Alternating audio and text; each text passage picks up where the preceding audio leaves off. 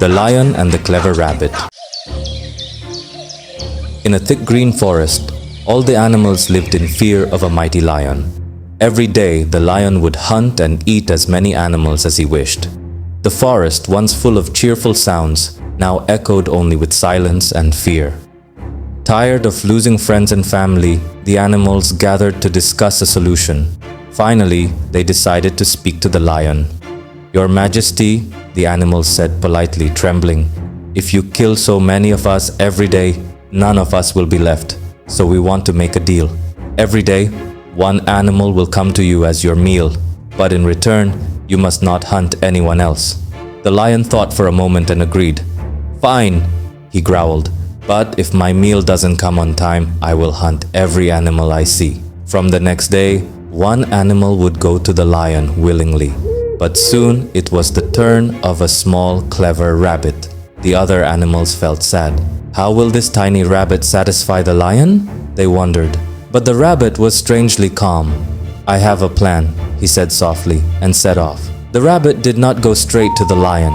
Instead, he took his time, hopping slowly and intentionally, reaching the lion very late. By the time he arrived, the lion was furious. "You tiny creature, how dare you come so late? Do you want me to destroy the entire forest?" The lion roared. The rabbit, pretending to tremble, said, My lord, it wasn't my fault. We were coming in a group, but another lion stopped us and claimed he was the king of this forest. He said he could kill you easily." The real lion's pride burst like fire. "Another lion? In my forest? Take me to him right now." The rabbit nodded and guided the lion deep into the forest. Soon they reached an old well. The rabbit pointed inside. "My lord, he lives here. He said you're weak and he's stronger." Enraged, the lion looked inside and saw another lion staring back at him. It was, of course, only his reflection in the water, but blinded by anger, he didn't understand.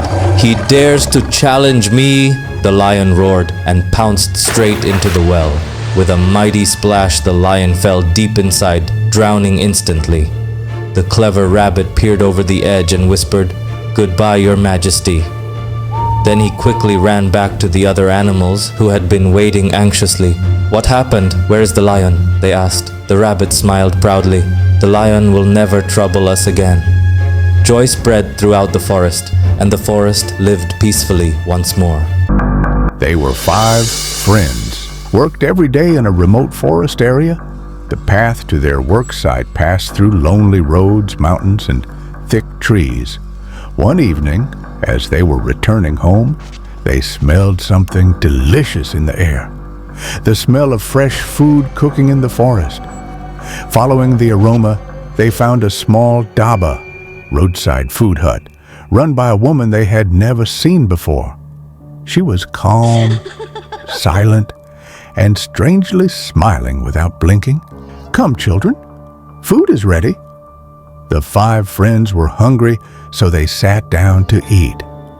The food tasted unbelievably good, better than anything they had eaten in their life. After eating, each of them went one by one behind the dhaba to wash their hands.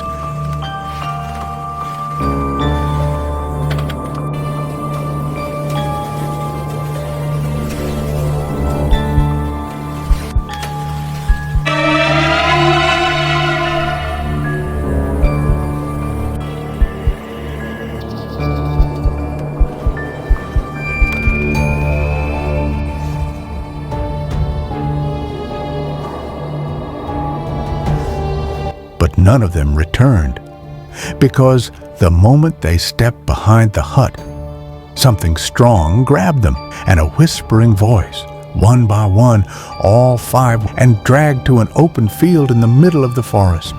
There, they all fell asleep as if drugged, all except one, Mani. Mani had woken up before the devil realized it. He kept his eyes half closed, pretending to sleep. What he saw next, he would never forget. A forest devil. She began preparing food again, but this time Mani saw something horrifying. The chickens and goats near the trees walked by themselves toward the cooking vessel, as if hypnotized. No one was killing them. They were sacrificing themselves. The devil began chanting a strange mantra. Kal Bhojan, Atma De, Sharir De. With every chant, her body grew stronger. Then she turned to the unconscious men. Mani watched in terror as the devil picked up the first man, swallowed him whole, bones and all. Then the second, then the third, then the fourth. She ate them one by one, chanting the same mantra after each feast. Mani's heart was beating out of his chest. And now she was coming toward him. Just when she was about to recite the mantra to consume him, Mani remembered something. When she chanted earlier, he had memorized the mantra perfectly. So before she could begin, Mani shouted the same mantra loudly. The devil screamed. The mantra turned her own power against her. Her body began burning. Fire erupted from inside her. She roared, "No, this is my mantra." But Mani continued chanting louder and louder until finally the devil exploded into ash. Silence fell across the forest. It began with the sound of glass breaking. A small bottle slipped from a table and shattered on the cold floor. A glowing green liquid spread slowly across the tiles, sliding quietly into the drain that led straight to the river outside. No one noticed. No one stopped it. That single drop was enough to end the world. By morning, the river glowed faintly beneath the clouds. Children played in it. Villagers drank from it. And by nightfall, everything changed. The dogs howled first, then silence, then the screams. People stumbled through the streets, shaking violently, their veins turning black, their eyes pale. Some fell, only to stand up again, their bodies twisted, their mouths hungry. The infection spread faster than thought.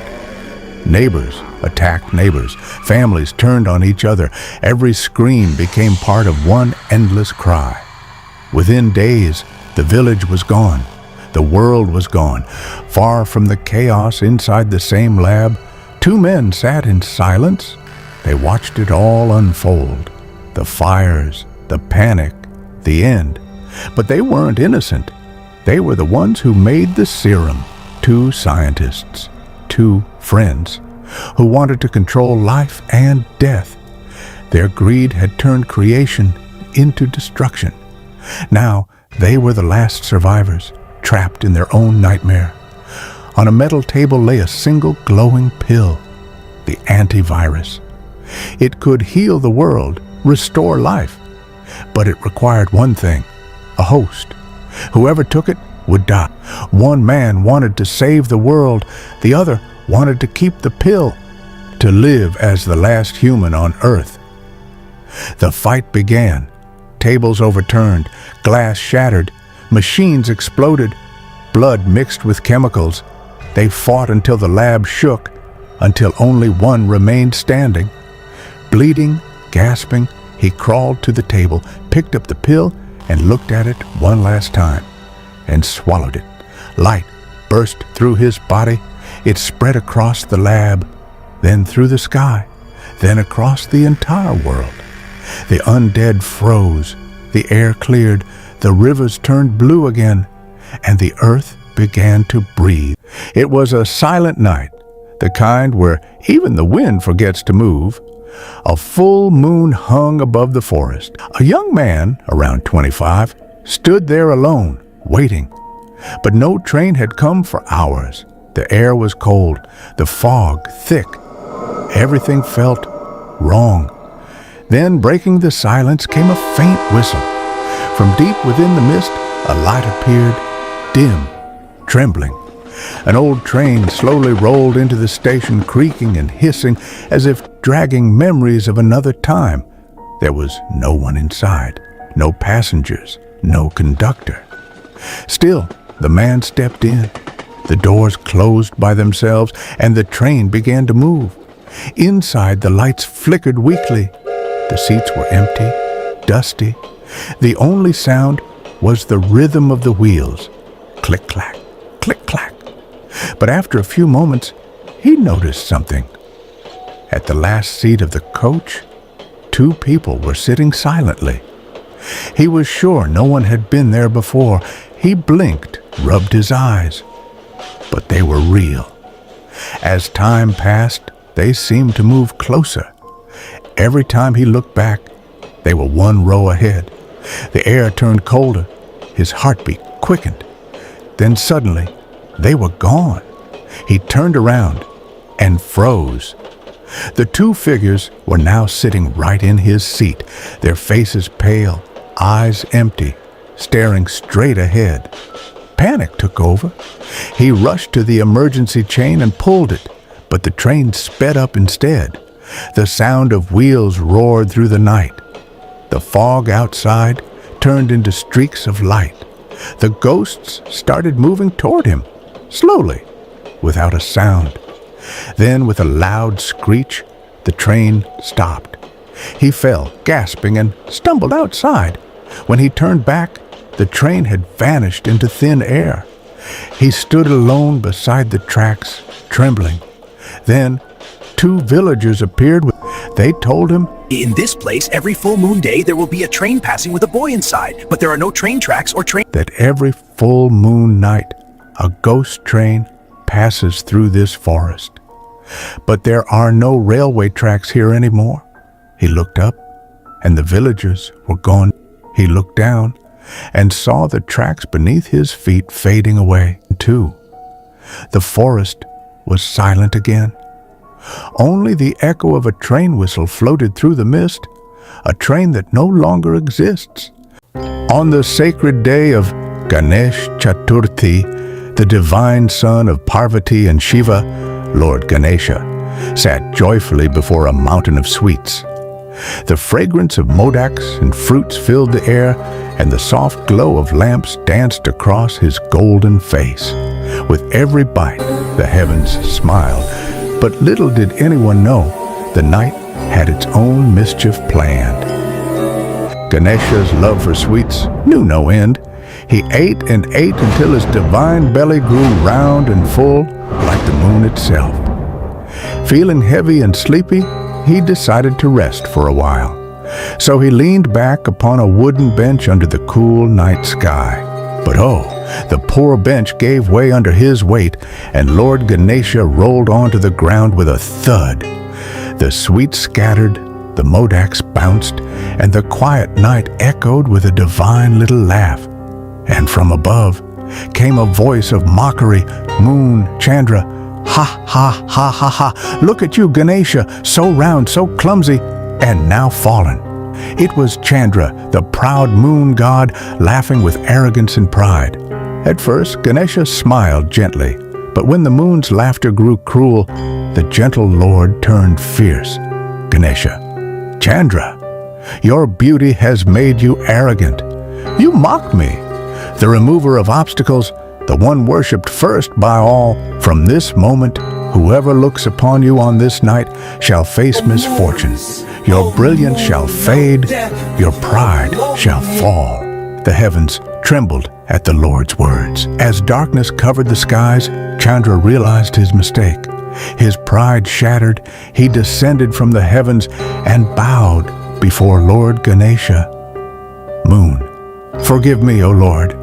I was blinded by my own glow. Without your blessing, even my light means nothing." Ganesha's anger melted into compassion. And comment, subscribed, and also like the video.